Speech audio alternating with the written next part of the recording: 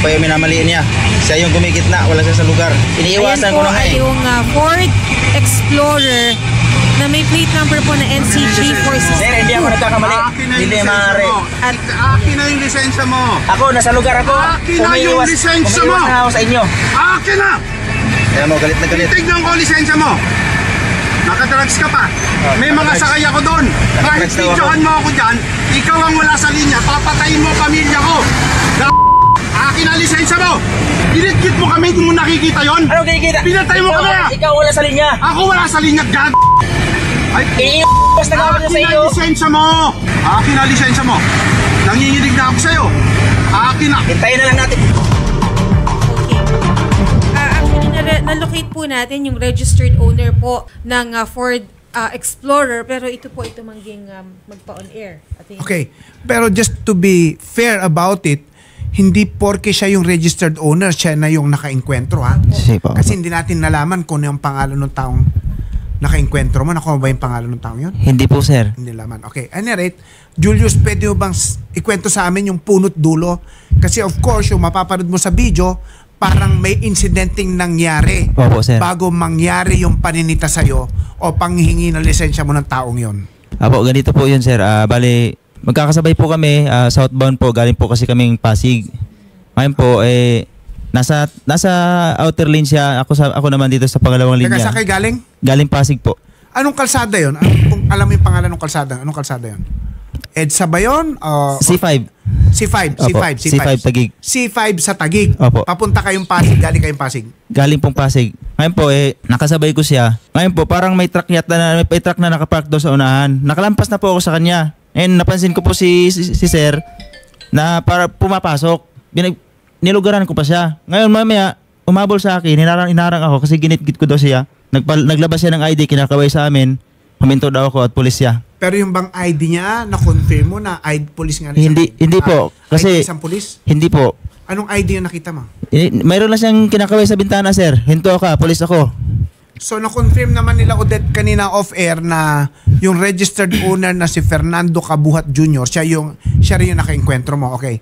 Bakit niya hinihingi yung lisensya mo? Anong sinasabi niya?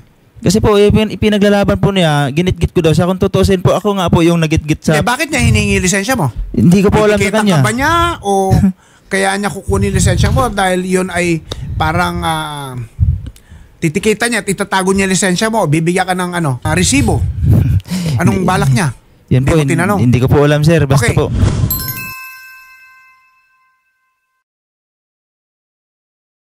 Nung sinasabi, amin na lisensya mo, bigla siyang sumunggab na ganon, di ba? Opo. Ano yung kinukuha niya? Yung pong video na, yung cellphone ko po na naka-video. Kasi okay. Yun pong, nung pong nagpakilala siyang pulis, ang iniisip ko, parang wala akong naisip na gagawin na madepensahan ko rin yung sarili ko. Okay. Kaya po, binidyo ko na lang, kahit pa paano. So, tinangka niyang agawin yung video mo? Yes po. Hindi niya naagaw? Hindi po, kasi nilayo ko po eh. Bakit yung video na yun, ba't biglang tumigil? So tumigil na yung pagbibideo mo na inagaw niyang ganon? Doon po napatigil nung paglayo ko po. Baka napindot ko po yata. Okay. Sige, pasaglit lang sir. Actually, nakausap po ng mga staff natin si Mr. Fernando Cabuhat Jr. Ngunit tumangi po itong magpa on air at ito po ay hahawakan na daw po ng kanyang attorney. Pero nasa linya po natin si Police Senior Master Sergeant Paulino Sabelio ng Taguig PNP. Master Sergeant Paulina, magandang hapon po. Yes, good afternoon, ma'am. Opo.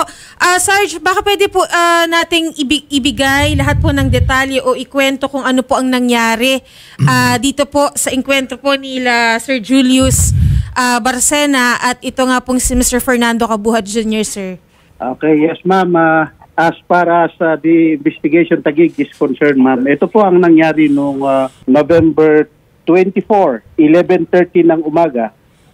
So, upon ocular inspection doon sa pinangyarihan ng insidente, doon sa nakikita natin na viral video. So, kung titignan natin yung C5 southbound road, Barangay Western Bikutan, from going to southbound, kung nandito ka sa Heritage going to C5 papunta doon sa pinangyarihan ng insidente. Bago pumunta doon sa pinangyarihan ng insidente, 5 lanes po yun lane. Then after pumunta doon sa pinangyarihan ng insidente, merge na po ang linya kasi umipit, pumunta ng 3 lanes. So normally talaga, kung titignan mo yung situation, pag lumapit dun sa merging road, talagang nag-iipitan po ang mga sasakyan. So pag nag-iipitan, naglalapitan yung mga sasakyan. So it so happen na si Ford driver nasa outer lane at si truck driver naman is nasa pangatlong center lane. So, the fact na naglapitan yung sakyan nila, it so happen na siguro itong si Ford driver on his part, baka ang alam niya is ginigit-git nitong truck driver. Kasi kung titignan mo nga naman talaga, pag pupunta sila doon sa merging road, talagang nagdidikitan yung sasakyan. So, nung bumalik na sa linya, itong truck driver, itong si Ford driver naman, inovertikan. Tapos, pagka-overtake niya, hinintuan niya doon sa gitna ng kalsada. So, lumabas at yun po yung nakita natin na viral video.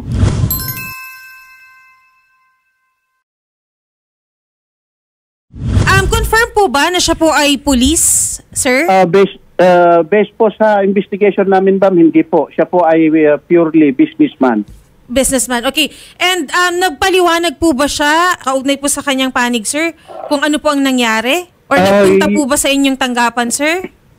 Kasalukuyan po, ma'am, na yun po ang pinag-uusapan namin. Then, under investigation pa on our part, ma'am. So, actually, hindi pa tapos yung usapan namin kasi nag-seek pa sila ng guidance ng lawyer nila po, ma'am.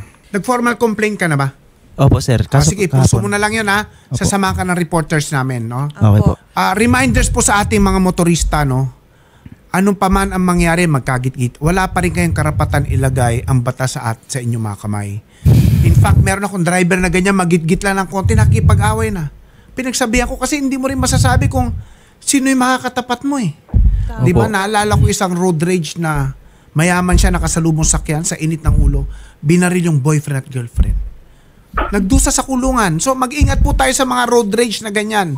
Let's try to be more patient, 100 times more patient pagdating sa kalsada. Lalo na kung kasama natin sa sasakyan ang ating pamilya at mga anak. Ano po? Let's try to avoid this attitude of road rage. Kahit ano pang naging, ikaw pa nagigkit, hindi ka naman nabanggaw na sagasaan, kung minsan mas maganda pang pagpasensyahan na lang. Ano po? So yun po, ha? Basta ipurso mo na lang yung formal complaint mo. Yes po, sir. Sir, maasistihan po kayo ng reporter po ni Senator Raffy Tulfo sa tanggapan po nila Master Sergeant sa sa Taguig PNP. Okay? Para mabigyan din po tayo ng para malinawan din po tayo sa nangyari, sir, at malaman din po natin kung ano po ang panig nila Fernando Kabuhat Jr., which is businessman po at hindi po ito police. Okay? And I think wala pong karapatan, attorney, na manghingi ng license. Yes, wala talaga. Po. Wala talaga. Yung mga ganun, sir. So, dapat po, attorney, sino lang po ba dapat ang... Mga traffic enforcers, traffic police, yun ang mga may karapatan at Yes, kung may po. traffic violation ka. Opo, sir. Okay? Para malinaw Sige. lang po. Sige po, sir. Asistihan po namin kayo, sir. Kausapin po namin kayo sa kabilang studio, sir. Okay? Salamat po. Magandang hapon.